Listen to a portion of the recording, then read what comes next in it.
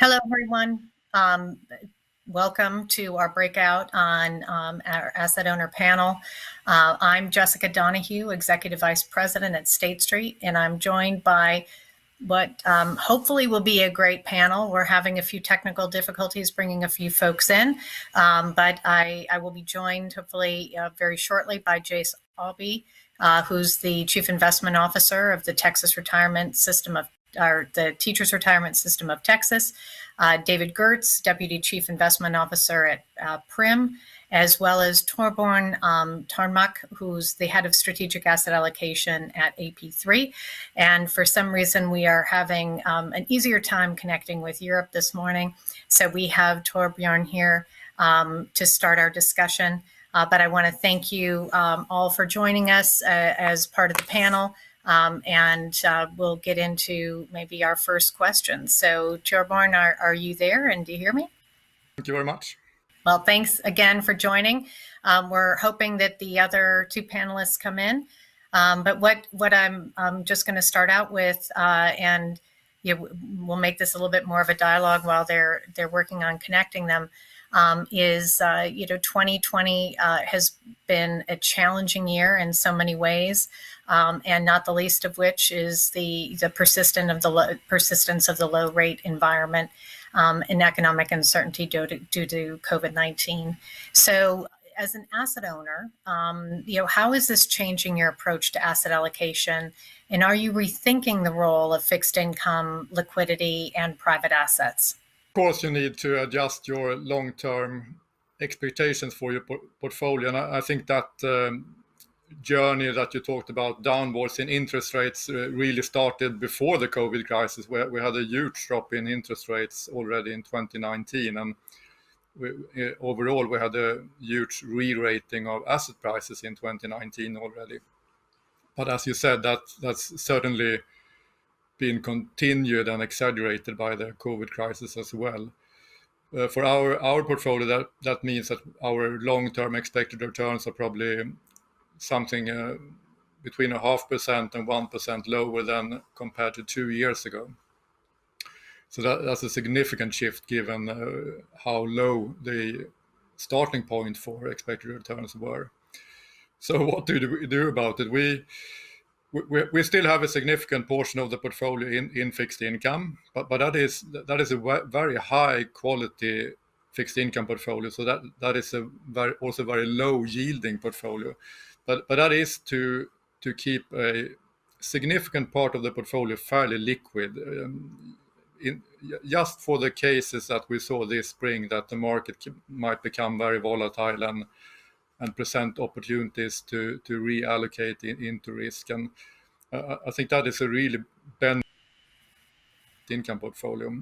I'm not saying that everything should be liquid in your fixed income allocation, but it has worked well for us.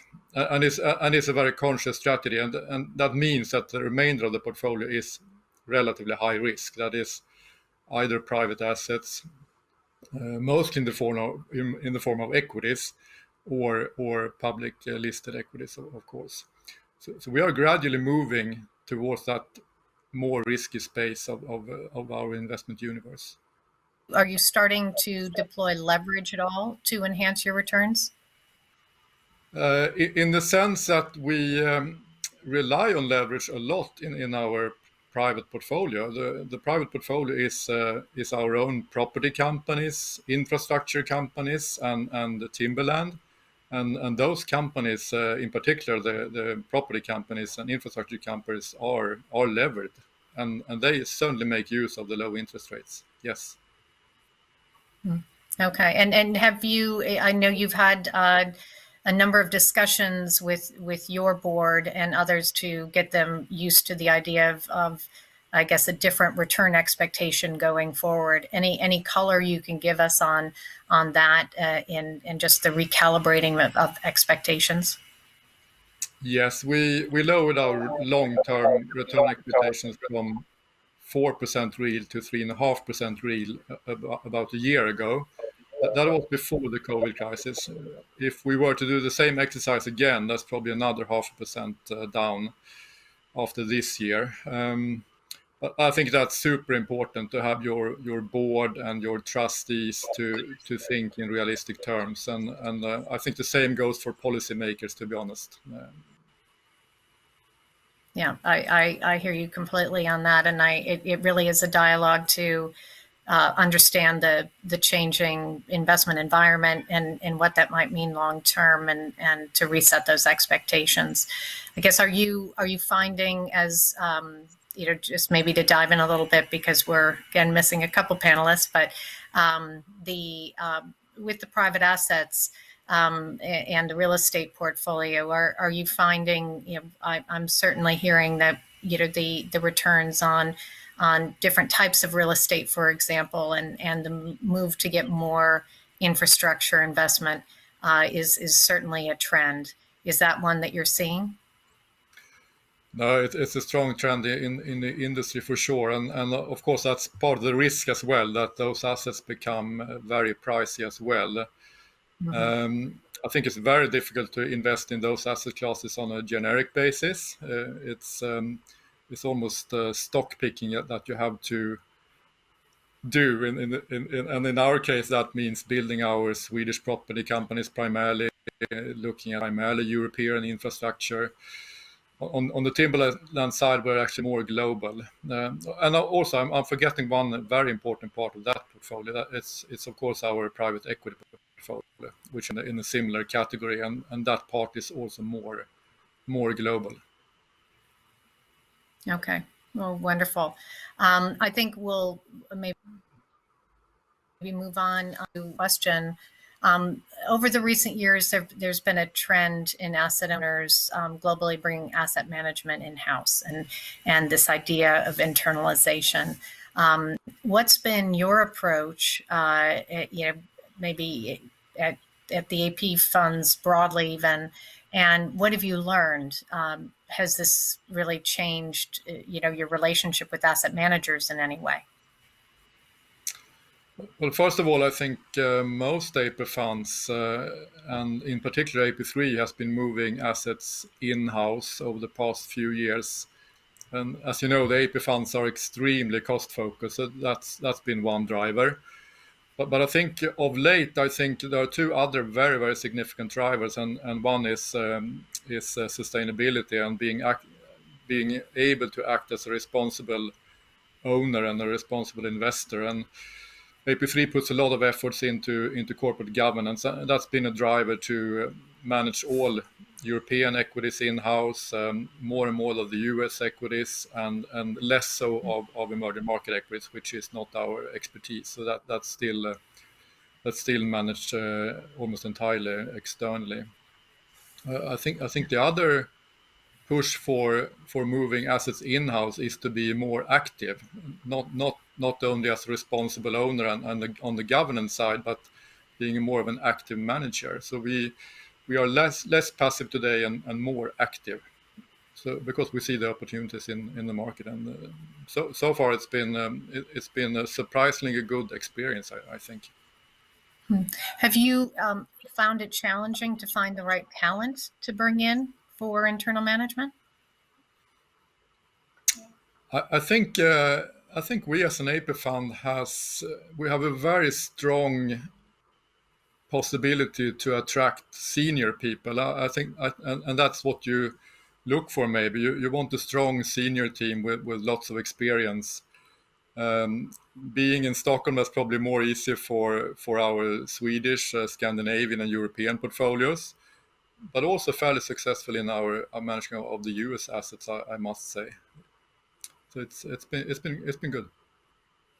Okay, and I guess overall, you're taking, I guess, assets away from asset manager relationships that you've had over the years. Has that impacted your relationships? Do you find that you're gravitating towards different partners on the asset management side?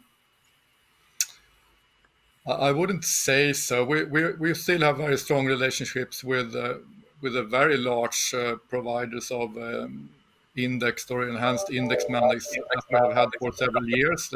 Those mandates are smaller today, but they are still very much in existence. and also, of course, building new relationships with being more active on not least the emerging market side, which is entirely outsourced. Okay. Now, and certainly, emerging markets and other specialty areas, that would be an area to leverage the expertise from an external asset management firm. I guess, the one other, topic as we kind of head into even now really a discussion on ESG as well is, are you starting to expect more from your asset managers? So thinking about their diversity and inclusion targets, and what the expectations you would have of your partners, your vendors, et cetera, around what more they bring than just the management of assets. No, that's very true.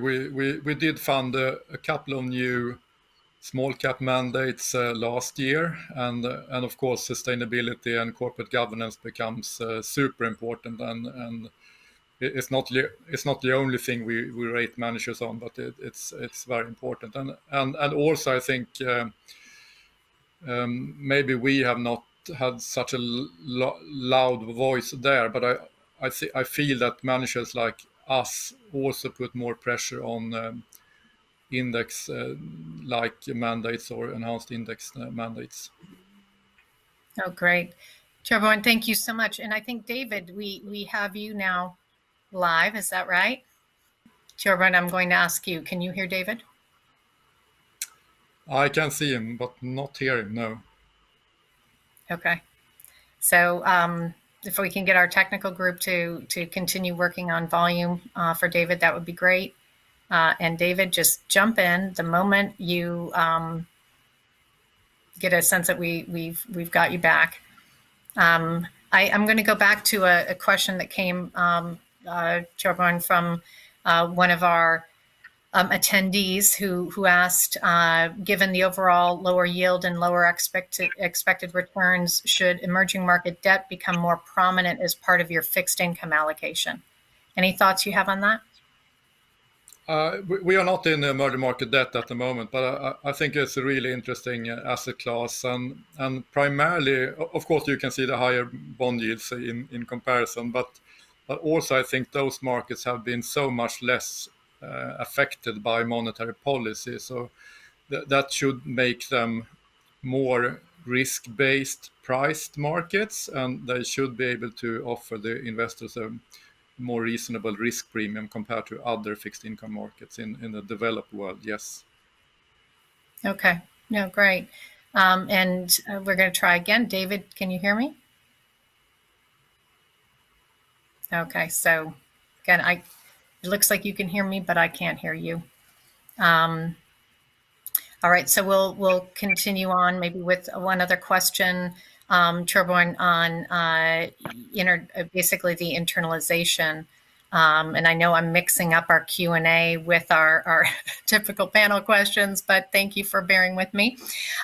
So is there a challenge with the governance structure having internal strategies and teams rather than external managers?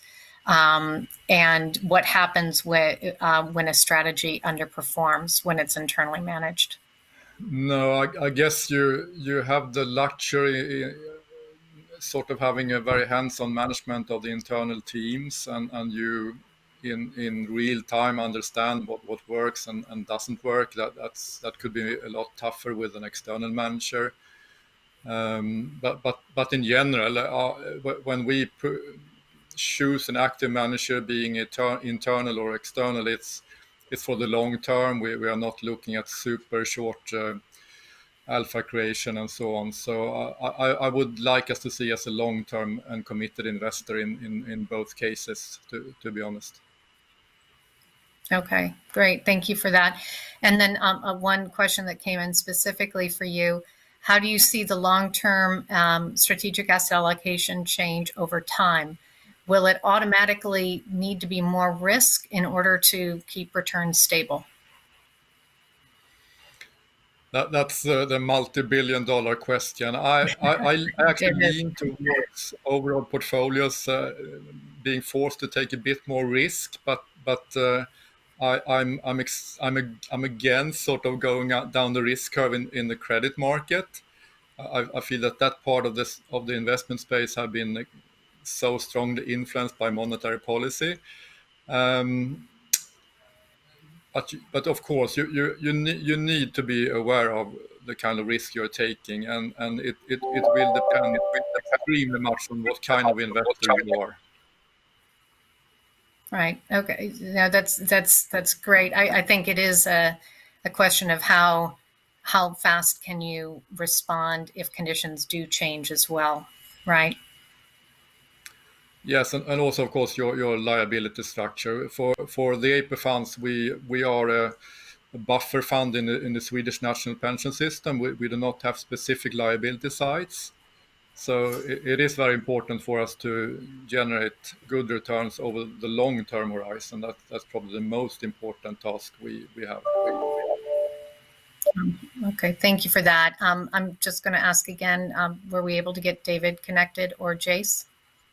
Uh, so I'll try to also, I guess give some input along the way, given now it's more like a fireside chat at this point. But I guess if we get into the discussion of ESG, Torbjorn, certainly in Scandinavia and Sweden, ESG has been well embraced. I think it is on maybe a different trend in the U.S. Among asset owners. But overall, I'd be curious. There's a variety of frameworks and applications for ESG. What's your perspective on the opportunities and challenges in adopting a particular framework? And what's the role of the broader investment management community? Looking at AP3, the most important thing for us is to be this responsible owner. So we very much like to stay invested, also in challenged sectors. And of course, we get a lot of critique for that from NGOs and so on. But I think we need to focus on well, to be honest, a multi-decade transition period when it comes to energy, for example, Right. and also other challenge sectors like steel production or cement production. Um, but we also want our companies to go for this transition. So that's our role as a responsible owner, and keep track on the progress made. There will always be sectors that we will divest from and companies that we will divest from just because they have not responded to our wishes or our critique. Mhm. And I think that's also in general the responsibility for the investment community to stay engaged, to own also troublesome companies and sectors. They are the ones that needs to change the most anyway, but we need to give them some time. And do you think of this in I guess, an asset class by asset class way? Are you, I guess, taking some basic principles of ESG and trying to more uniformly think about how they should affect your asset allocation, but also specific investments? How are you thinking about ESG in the application? Well, if you look at sensitivity to carbon pricing and that thing that we try to do it on the overall portfolio, uh, it's a lot easier, I think, in the public equity portfolio where you have beginning to get better data and so on, more transparency. Um, I think the most important thing where we sort of have a very clear picture on how to act is that we have a governance model which is slightly different. If you look at our partly or fully owned property companies, we have one governance model, which is of course very direct. We sit on the boards and election committees to the boards. We have our Swedish companies where we have a very strong direct governance model, i.e. the Swedish listed companies. But when it comes to our global listed equity portfolio, we need to act slightly different. It still have many names in it and many companies, and we need to act more together with other global investors. Okay, thank you so much. And we would ask that everybody continue asking questions, as part of this discussion. And certainly we have some more questions that have come through on ESG, so we'll get into those in a moment. We do have, 10 more minutes for some Q&A. But Torbjorn, I'm going to ask another question from, again, the group. Do you see the role of ESG in investment management having a greater impact, not just in choosing individual securities, but in having an impact on the country level, for example, Russia? That's a very good question. We are not taking a country decision, and as a Swedish National Pension Fund, we are not likely to make country decision as such in terms of excluding certain countries, unless the Swedish government or Swedish Parliament would choose to do so. Of course, we think we can make country decisions on a business perspective or on an investment perspective, that we see a certain country or a region is not able to provide us with decent risk-adjusted returns. But I can't say we've had that example. But a related topic, which I think is super important now, is that investors will, I think, be more particular where they invest their money and how they manage their currency risk. Those are partly related, but not altogether related. And I think U.S. investors already today are asked to think twice about their Chinese investments, for example. And I think that will increase, actually. So the geographical aspect of your investment portfolio will be different going forward. It's not going to be as easy to be this global listed equity market investor, for example. That's a really interesting point. We got a second question as well on, ESG factors helping to steer clear of risks, both sector and country. But as you're saying, it could very well be too that governments get involved, and the recent U.S. In essence presidential decree on China is a good case in point, that we could see that happening more. And that governance would become, in essence, may be taken out of the investors' hands in some cases, right? No, I agree. And on the China issue, we have NGOs now and other parties in Sweden asking us why we are invested in Chinese banks, for example. They fund so much of the coal industry in China and so on. But and that's a difficult question. It will be a difficult question going forward. But on the other hand, I think China make the most investments in the world in renewable energy in general. So those kind of questions will be very, very tricky. No, I would agree. And another question is on cryptocurrencies and whether or not you think cryptocurrencies, but other crypto assets could play a role in your portfolio. Not in the foreseeable future. It will be very interesting, and as you maybe know, the AP funds are not allowed to invest in hard commodities like gold, for example. Could be diversified in itself. I do not believe cryptocurrencies is a diversifier to the portfolio, and I think any particular specific cryptocurrency would be very risky to have as part of your portfolio. Of course, it would be very difficult to build the kind of size you need to make a difference in your portfolio. But I think digital currencies are coming for sure, and they will be crypto based. But that's not. I don't really see it as part of your portfolio construction. I see it more as a vehicle for transactions. Yeah. Okay, no, thank you for that. And then a final question that was sent in, and then I have one wrap-up question for you. And again, thanks for taking this on for the entire panel. But how will your strategic asset allocation change over the next 4 years for you, AP3, but also how do you think it might change for long-term investors? Any prediction?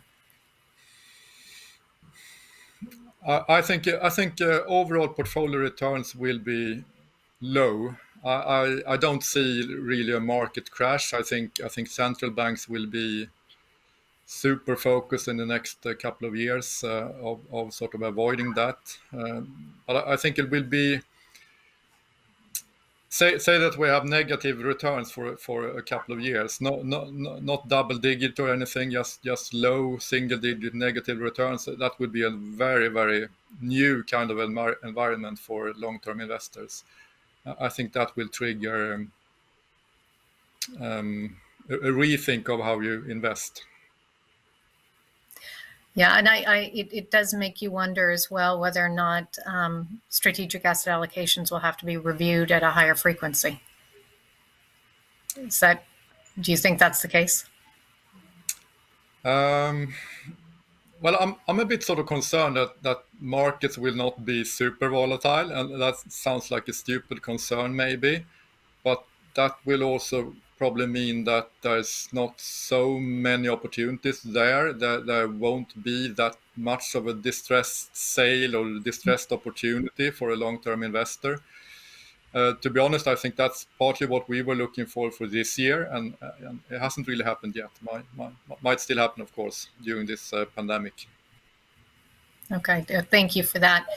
So a last question is really around COVID, and any key reflections that you would share on, lessons learned and just your overall experience of living through the COVID crisis. No, we just did a sort of a review of how we acted during the spring, and I was really impressed how the organization could shift very quickly, how everybody in the organization changed focus, not only starting to work from home, but how active we were in managing the portfolio. And that might not be a general learning point here, but I was really impressed to look back and see how quickly an organization could change. I think your experience matches that of I know our other panelists and many of us who were really quite amazed at how quickly the financial services industry, asset owners, asset managers, service providers, how quickly we were able to shift. It probably also helps us realize that not as many roles need to be done in the office as we thought. And we can rethink how we manage parts of our business, but it certainly has led to a lot of lessons learned. Indeed. So, Torbjorn, I want to thank you so much for, again, holding the weight of this panel. Our apologies to all of you who were also hoping to hear from David and Jason, to them in particular, that that technology did not work in our favor to get all the panelists here. But we hope you found this discussion insightful. We thank you very much, for being part of the conference, and would definitely ask you to get into the next session with Mark Kritzman, which I know will be really interesting. So again, thank you for attending, and have a great day.